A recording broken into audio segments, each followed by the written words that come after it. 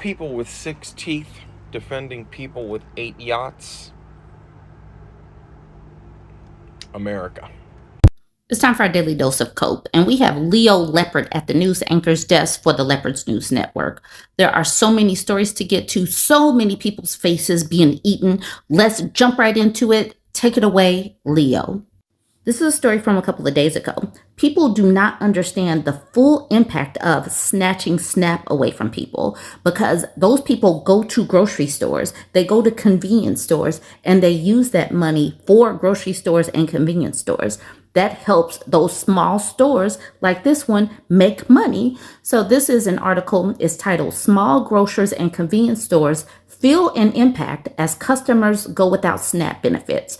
So while people are sitting up here making an implication that, now people can just get off their butts and go to work, they are not understanding that this is going to hit home because grocery stores are going to be impacted. A little more than a year ago, Ryan Sprinkle welcomed Trump to one of 3 grocery stores his family owns near Pittsburgh.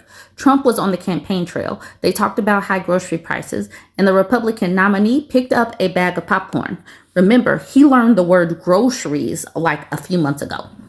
But these days, Sprinkle would have a different message if Trump or any lawmakers visited his store. He wants them to know that delayed SNAP benefits during the government shutdown hurts his customers and his small independent chain. Here is Ryan Sprinkle right here. You can't take away from the most needy people in the country. It's inhumane. It's a lack of empathy, and it's on all their hands. The Trump administration froze funding for the Supplemental Nutrition Assistance Program at the end of October, impacting food access for some 42 million Americans. On Monday, the U.S. Senate passed legislation that would reopen the federal government and replenish SNAP funds, but the U.S. House of Representatives still must consider the bill. It's unclear when SNAP payments might resume if the government reopens. Shoppers not receiving their food benefits affects all retailers, but becomes a big problem more quickly at small chains, Sprinkle said. His Kittening, Pennsylvania store gets 25% of its revenue from SNAP. But customers who don't get government assistance are also worried about the shutdown, according to Sprinkle. They're spending less, trading down to cheaper goods, or heading to food banks. Sprinkle said lower sales cut into overtime he can offer to the chain's 140 employees. Many are worried about losing their jobs. They have families to feed. They have kids to buy gifts for. If I have to sell my truck, we're going to give Christmas bonuses.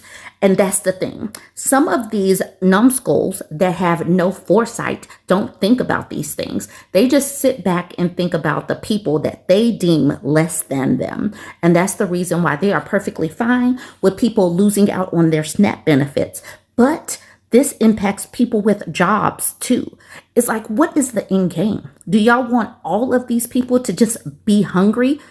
Like, there's no end game. Like Sprinkle said, it's inhumane. But this dude was palling around with Donald Trump, and now we have an inhumane, cruel government.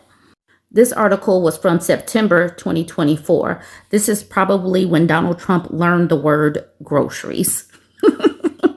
He's also learned the word affordability recently. It's amazing how he's learning these words. Here's a post that was posted in the Leopards Ate My Face. This person says, "I finally found one."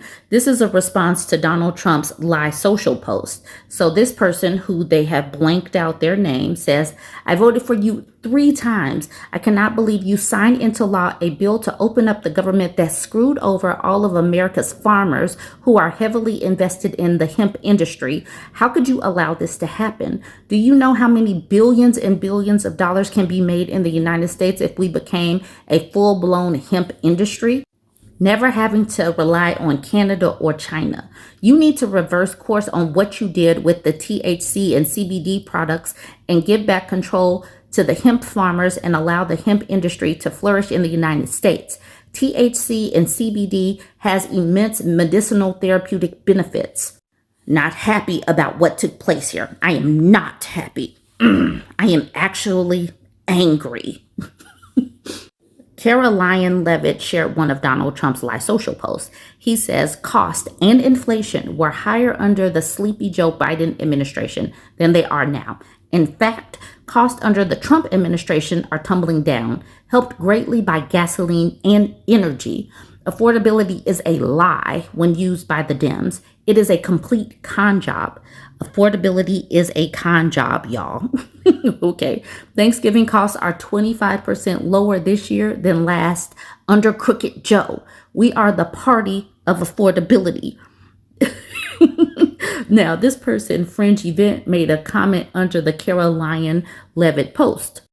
This person says, none of my costs have decreased. I don't get the gaslighting from Trump. He's my guy. He's my president.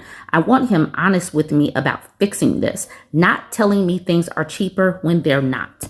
So Fringe Event wants Donald Trump to stop lying to him.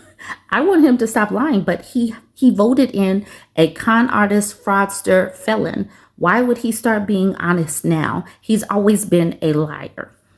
It's going to suck getting pregnant in rural America.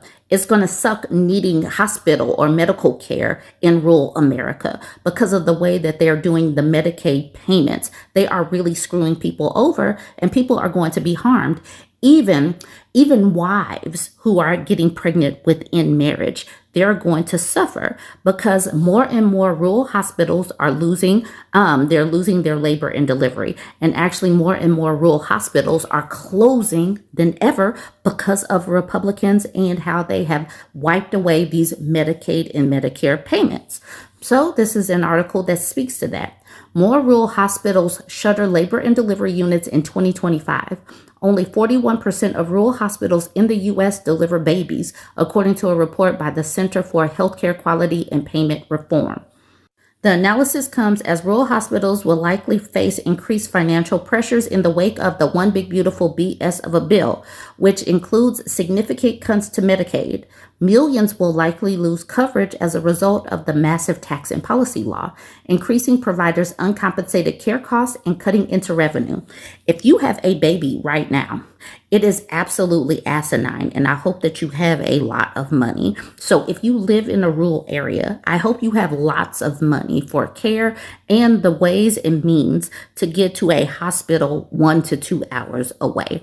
And if you voted for this, I wish you the care and the day that you voted for. Nearly 7 in 10 validated voters who describe their communities as rural, 69%, voted for Trump in 2024, while 29% voted for Harris. In 2020, 65% of rural voters favored Trump and 34% favored Biden. In 2016, 59% voted for Trump and 34% cast ballots for Clinton. Trump benefited from rural voters defecting to him in addition to changing turnout patterns. 7% of Biden's rural 2020 voters who voted in both elections converted into Trump voters in 2024, while just 3% of Trump's rural 2020 voters switched to Harris. Trump also benefited from changing turnout patterns, though not from significant defections. Among suburban voters continue to favor the Democratic candidate, but a smaller margin than in 2020, a 4-point margin in 2024 versus 10 points in 2020. But all of this just says that these rural voters voted for this, and now they are losing out on hospital care and all of that. They are going to be jacked up, but they own the libs. They triggered the libs. I told you these people were pissed about this H-1B visa situation and bringing in 600,000 Chinese workers. The number 600,000 is very specific, but anyways, conservative girl says, was he always this bad and we just didn't see it? I mean, I knew he wasn't going to be as conservative as I would like, but I never imagined he would be anti-American like this. This is just so brutal. And then we have a how it started, how it's going. So this says, Trump sycophant Dinesh D'Souza has all the hate he helped grow over the years backfire on him spectacularly.